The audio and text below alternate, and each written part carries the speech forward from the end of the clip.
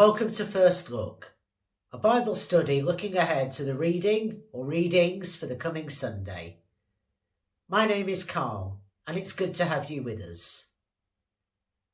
This week, with Trinity Sunday in mind, we're exploring an extract from Jesus' final conversation with his disciples before his arrest and crucifixion.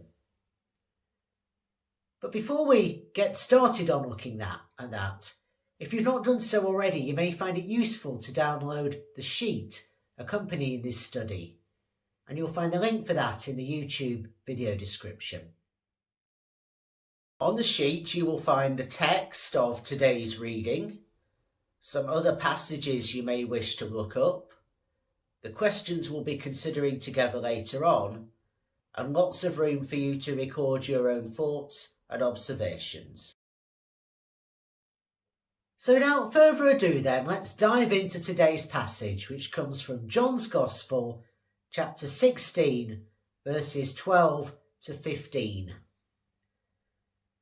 We're in the middle of what's become known as the Farewell Discourse, in which Jesus was up in Jerusalem and having one final meal with his disciples before his arrest on Maundy Thursday in the Garden of Gethsemane and his crucifixion on Good Friday, which uniquely in John's Gospel occurs on Passover.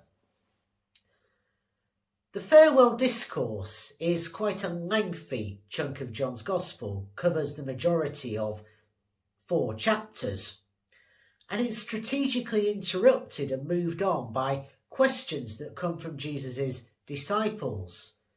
So in chapter 13, verse 36, we've got Simon Peter's question to Jesus, "Where are you going?" Slightly later on in chapter 14, verse 5, we've got Thomas saying, "How can we know the way?" And then 3 verses later, Philip saying, "Show us the Father." And in chapter 16, verses 17 to 18 and 28 to 30, we've got the puzzlement of the 11 disciples.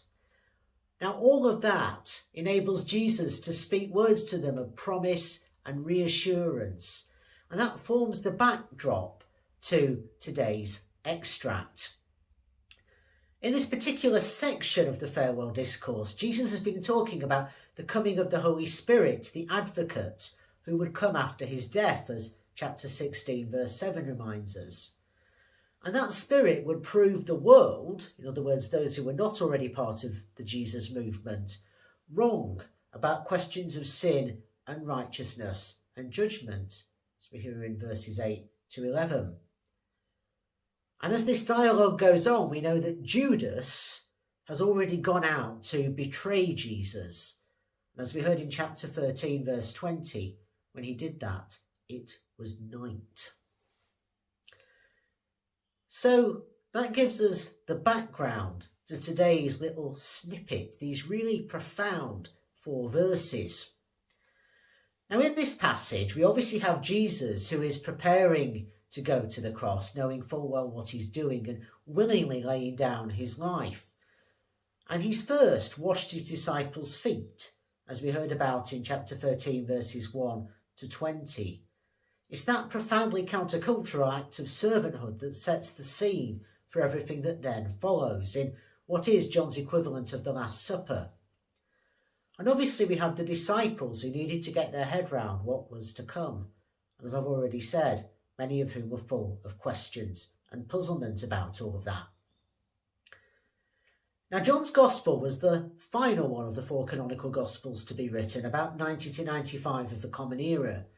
And it was written at a point where Christians were being ejected from Jewish synagogues. The 2 faiths were going their own way. And that does shape some of how John presents his Gospel, and in particular the way the world, in inverted commas, is talked about. The Farewell Discourse in its entirety runs from chapter 13, verse 31 through to chapter 17, verse 26. So we're coming kind of just past the midpoint, towards the end perhaps, with our little extract for today of this prolonged final conversation. During this discourse, as we saw in chapter 14, verse 16, Jesus had promised his friends that another advocate would be sent to them from the Father after his death. We hear about in chapter 14, verse 25. And this advocate, as chapter 15, verse 26 tells us, would testify to Jesus and who he is. Verse 7 of chapter 16, so immediately before today's snippet, tells us that Jesus' departure from the disciples was necessary and that the advocate's coming would be advantageous to them as the Holy Spirit, the advocate, would lead them into all truth. Now, throughout John's Gospel, when it talks about the Holy Spirit, there's a really strong association that's made with Jesus himself. We learn, for example, in chapter 7, verse 29, that because Jesus was yet to be glorified, the Spirit, the advocate, had not yet come. And we also see the Holy Spirit playing a profound role in the witness of John the Baptist in chapter 1, verses 32 and 33. So the Spirit is very much connected to the person of Jesus. This little extract, having framed it in terms of the coming of the Holy Spirit, begins by noting in verse 12 that there are many things that Jesus would like to say to the disciples, but which would overwhelm them at that point, but which would be too much to bear. It reminds us that speaking of even the deepest truths relies on the readiness of the hearers to be able to listen well. At the beginning of chapter 16, Jesus had told his friends that he was saying the things he was saying to prevent them from stumbling amidst a growing threat, which brings in this church-synagogue division into our background again. And he noted that times were changing, as it were, and that the things he needed to say to them would be followed up upon by the coming of the advocate, the Spirit. So that leads us into what we find in verse 12. And this passage, these 4 verses, are loaded with language about speaking and announcing. Indeed, words that can be translated as such appear 6 times within this short extract. Jesus is very concerned, it's obvious, with communication, clear communication, for the sake of guiding the disciples well, leading them into all truth, as we see in the first part of verse 13. In that verse, the Spirit is described as the Spirit of truth, and that takes us back in the story of the Gospel to, for example, Nicodemus being told about being born of the Spirit in chapter 3, verse 5, or the declaration Jesus makes to the Samaritan woman in chapter 4, verse 24, about God's nature being Spirit. It also looks ahead to John's equivalent of Pentecost, chapter 20, verse 22, when Jesus breathes on the disciples and gives them the Holy Spirit. We learn in verse 13 that there's a kind of pattern here. Jesus has spoken the words of the Father to the disciples, as he made clear in chapter 14, verse 10. And now the Spirit will continue to speak the words of Jesus to them, even after Jesus has physically departed from them. And so there's a continuation of the communication from Father to Son to disciples through the Holy Spirit.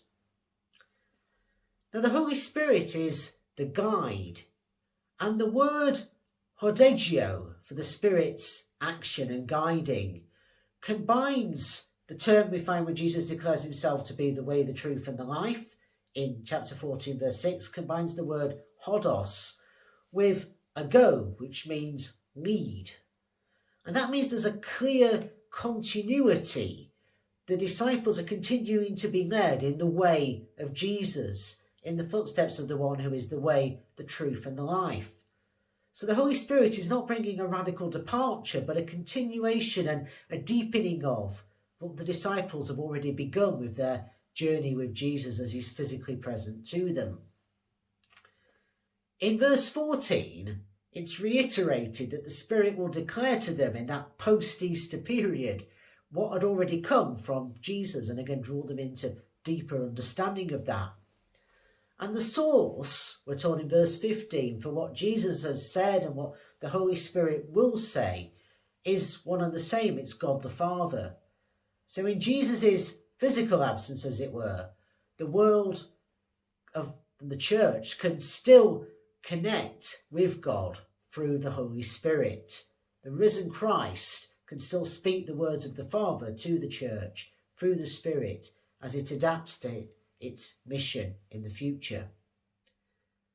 So while we don't have a fully formed doctrine of the Trinity here, we do have a passage that speaks very clearly of it, and one that would have been drawn upon by those who eventually formulated what we now call the doctrine of the Trinity. And yet, just on its own terms, it's a fascinating text in the midst of perhaps fear, anxiety, dread, but also maybe excitement, wonder, as the disciples shared this final meal with Jesus. With that mix of possible emotions in mind, we now turn to our questions for this week.